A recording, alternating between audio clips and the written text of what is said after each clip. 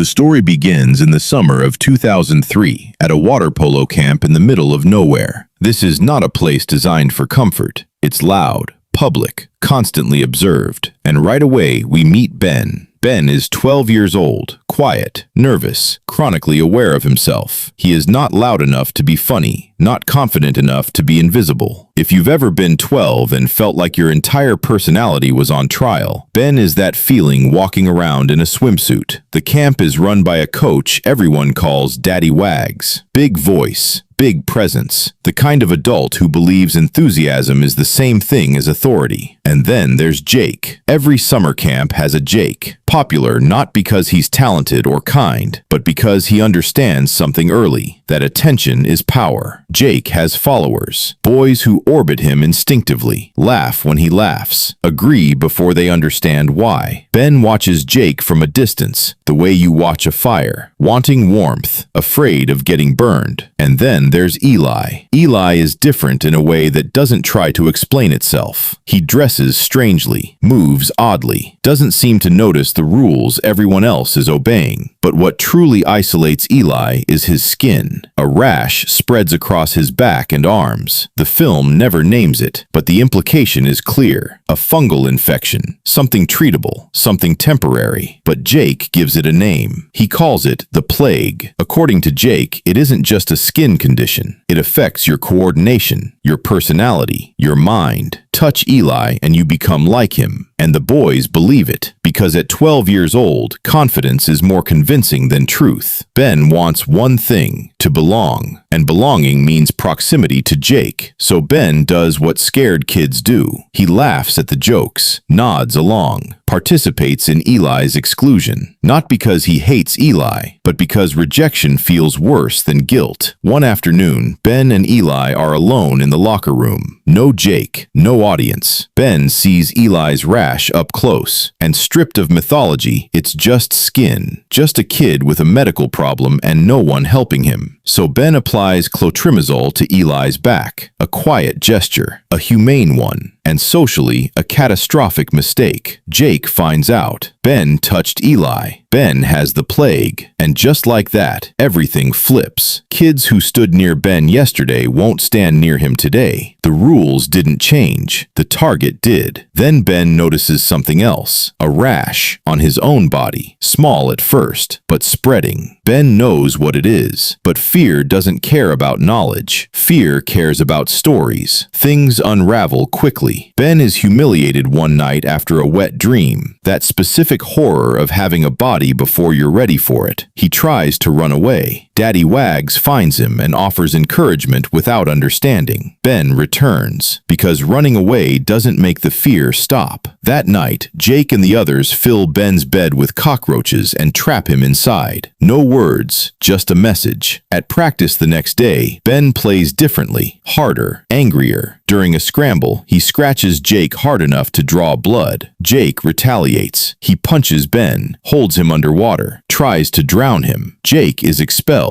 But expulsion isn't justice. It doesn't undo what's already happened. A co-ed dance is held near the end of camp. And there's Eli, dancing alone, with a cardboard cutout he found earlier that summer. Slow, sincere, completely unashamed. Ben watches him and feels something unfamiliar, so he destroys it, breaks the cutout in half. Eli's face collapses. He leaves. Ben follows Eli to the locker room and explodes. He tells Eli that his behavior is the problem, that if he just tried to fit in, this wouldn't happen, that no one will ever want him if he keeps being who he is. But Ben isn't talking about Eli. He's talking about himself. Every accusation is a fear Ben has been trying to bury. Eli listens, then quietly picks up a pair of scissors and cuts off one of his fingers. The film doesn't explain it. It never will. Daddy Wags arrives. Eli is taken to the hospital. Ben is left alone, covered in blood. Ben doesn't clean it off. He returns to the dance and starts dancing. Not carefully, not performatively. Wild, unself-conscious. People stare. By every rule this camp has followed, Ben looks contaminated. And for the first time, he doesn't care. That's where the film ends.